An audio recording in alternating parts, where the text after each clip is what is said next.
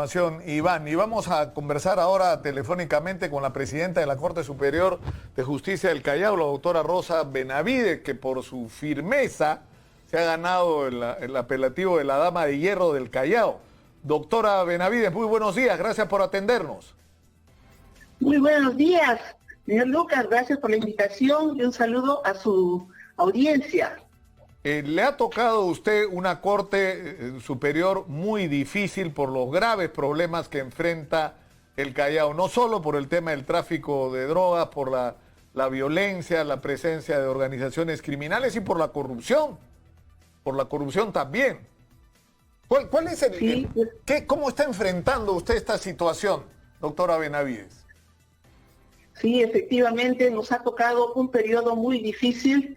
En primer lugar, por el problema de la corrupción a raíz de los audios videos que partieron lamentablemente desde esta corte, luego la pandemia, pero sin embargo hemos tenido que ir luchando fuertemente a efectos de que la corrupción que hemos escuchado no continúe y seamos firmes en tener que cambiar, y para ello hemos marcado un hito, un antes y un después, trayendo nuevos sistemas de trabajo, como es el expediente judicial electrónico, donde todo ingrese a través del sistema, ya no haya esa necesidad de que el público esté buscando a los jueces o secretarios, o se atienda a puerta cerrada, etcétera, sino que todo se transparente. Son funcionarios públicos y por consiguiente la función debe ser pública, ¿no? Y así sucesivamente hemos también llevado la oralidad civil a fin de que los procesos civiles, fundamentalmente de alimentos y otros, el juez, mediante el principio de inmediación, es decir, directamente se sienta juntamente con las dos partes y resuelva el conflicto, y no que el secretario le traiga un escrito, luego el siguiente escrito, y al final el juez, después de mucho tiempo, resuelve recién el expediente mediante una sentencia u otra resolución. Eso es regresar al origen mismo del sentido del sistema de justicia y del papel del juez. Es decir, si siente el juez a las dos partes en conflicto, puede desde lograr una conciliación hasta tomar una decisión relativamente rápido, con todos los elementos que tenga a la mano. No tienen por qué ser tan engorrosos los procedimientos. Efectivamente, señor Lucas, eso es lo que buscamos, que sean los conflictos resueltos rápidamente, que el juez conozca directamente a las partes, los escuche, sus sentimientos, lo que piensan, qué desean cada una de las partes, y en el acto resuelva, ¿no? Y ya eso se evita de que esperen, que ya el secretario les notifica, etcétera. Y por eso también hemos traído a la Corte del Callao, gracias al Consejo Ejecutivo, la mesa de partes electrónica, que permite ahora a todos los abogados, a toda la ciudadanía en general, ingresar sus documentos a través de esta mesa de partes electrónica de cualquier parte del mundo sin necesidad de acercarse a la sede o a las oficinas de los juzgados. Y el juez recibe inmediatamente también, resuelve y debe comunicar por esa mesa de partes. ¿Puede usted afirmar, doctora Benavides, que a estas alturas la Corte del Callao se ha librado de los cuellos blancos? ¿O todavía está usted en medio de la batalla? Bueno, estamos avanzando bastante. He encontrado respuesta de los jueces, he encontrado respuesta de los trabajadores, pero estamos ahí bregando, dando duro, porque los cambios dentro de la historia no es de la noche a la mañana, tiene que irse avanzando. Y lo fundamental es que ya hemos marcado ese hito. El que no entra de aquí para adelante hacia la transparencia, hacia la celeridad, ya que nuestras actuaciones sean correctas, sencillamente todo se transparenta y a través, por ejemplo, de los medios de prensa, que realmente constituye un cuarto poder, porque es el hilo conductor entre el funcionario y la población, permite transparentar todos aquellos actos. Entonces, hemos avanzado bastante, hemos avanzado mucho y esperamos que la nueva gestión... Nosotros hemos hablado de eso en relación a la corrupción, doctora, porque lo que llama la atención es que Ancash, por ejemplo, es un caso emblemático. Es decir, mete preso a un gobernador regional y de ahí asume un presidente regional que sigue robando y termina también preso, y de ahí entra otro que también sigue preso, y lo que ocurre es que no es solo un problema de personas. Es decir, no solo hay que hacer personas. Es decir, no solo hay que hacer en algunas instituciones y sectores de la administración pública en todos los sentidos una limpieza de personas, es decir, cambiarlas por personas transparentes y probas, sino cambiar los sistemas que, como usted señala, son los que permiten que la corrupción se reproduzca. Es decir, si todo es engorroso, si todo es enredado, si todo es empapelado, es el espacio perfecto para la corrupción. Usted lo ha dicho, señor Luca. Efectivamente, lo que nosotros debemos buscar es el cambio de sistema. Es un cambio de la cultura de trabajo que por muchos años se ha tenido el sistema escritural.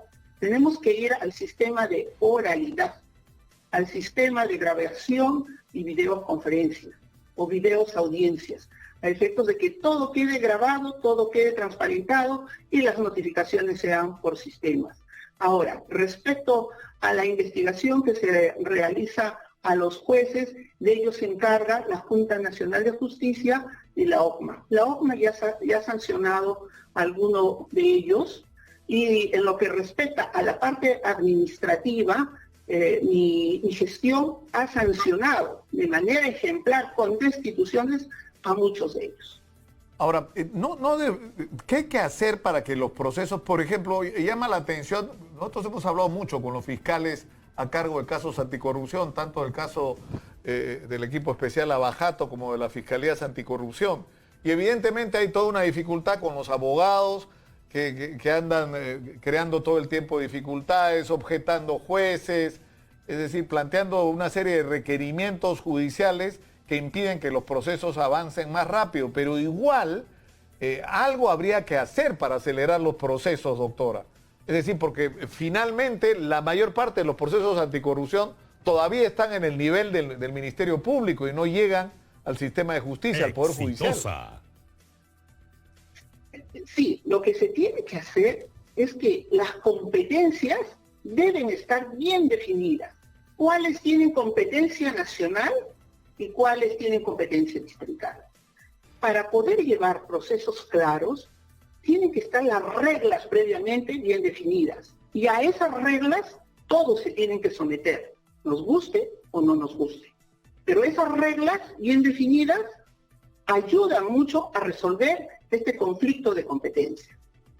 Y en segundo lugar, siempre la defensa, ¿no?, sobre todo de los procesados, tratan de dilatar, de buscar no ser sentenciados, de ser el caso, ¿no?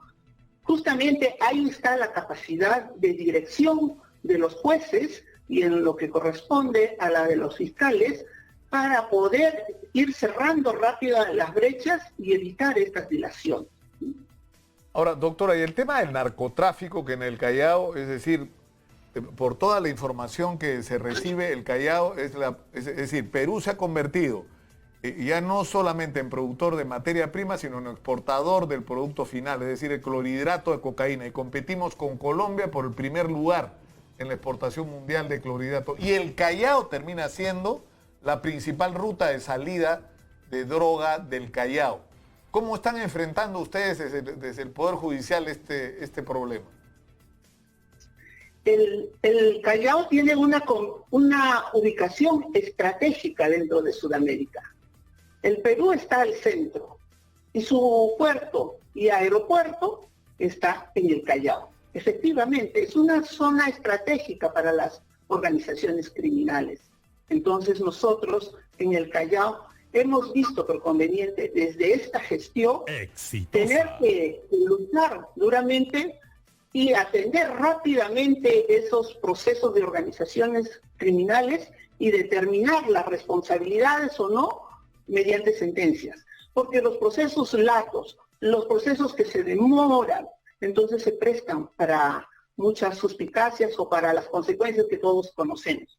En el Callao nos hemos preocupado justamente para que se sentencie rápidamente estos casos y tenemos una buena producción de sentencias en ese sentido. ¿Y cómo va la acumulación en el Callao? Porque Hablábamos el otro día con la nueva presidenta de la Corte Suprema de Justicia y las cifras que daban eran de miedo, doctora Benavides. O sea, una acumulación de casi 3 millones de procesos en todo el Perú. Sí, efectivamente. Lo que pasa que los sistemas que hemos tenido y todavía seguimos arrastrando ello, ¿qué genera? Que los procesos no terminen, los procesos que empiezan este año deben terminar en este año. Pero no ocurre eso. Los procesos no terminan el año anterior y se arrastra para el año siguiente, y el año siguiente entran nuevos procesos, y como todavía hay pendientes todos los del año anterior, imagínense cuándo se resuelven la de este año. Más o menos esa es la situación en la que estamos. Entonces, se tiene que cambiar sistemas de trabajo, se tiene que aumentar la cantidad de jueces, se tiene que tecnificar más el Poder Judicial mediante videoconferencias, mediante equipos modernos, e incluso con estos equipos que uno habla y se va grabando para las actas escriturales, para las cosas concretas. Entonces salen rápido los procesos. Pero si seguimos bajo un sistema arcaico anterior, escritural, vamos a mantenernos igual y no va a haber un cambio. Yo tengo una pregunta, doctora, y quisiera saber su juicio, sin comprometerla, pero yo creo que uno de los más grandes escándalos de la historia de la corrupción del Perú va a ser la investigación sobre las adquisiciones durante la pandemia. Y no solamente porque se repite la historia de que funcionarios públicos nos roban, sino porque nos han robado en un contexto donde no solamente se han multiplicado las comisiones ilegales, sino donde se ha dañado de manera directa la salud y la vida de los peruanos. ¿No debería hacerse una legislación especial para juzgar estos procesos con reglas que incluyan que los procesos sean sumarios? O sea, ¿no se puede hacer algo que marque un hito con respecto a que no vamos a permitir nunca más que pase lo que lamentablemente sigue ocurriendo en este momento? Es decir, que nos roben con las adquisiciones para enfrentar la pandemia. Lo que pasa, señor Lucas, que tenemos un sistema de control muy arcaico, un sistema de control que se regía para otras realidades.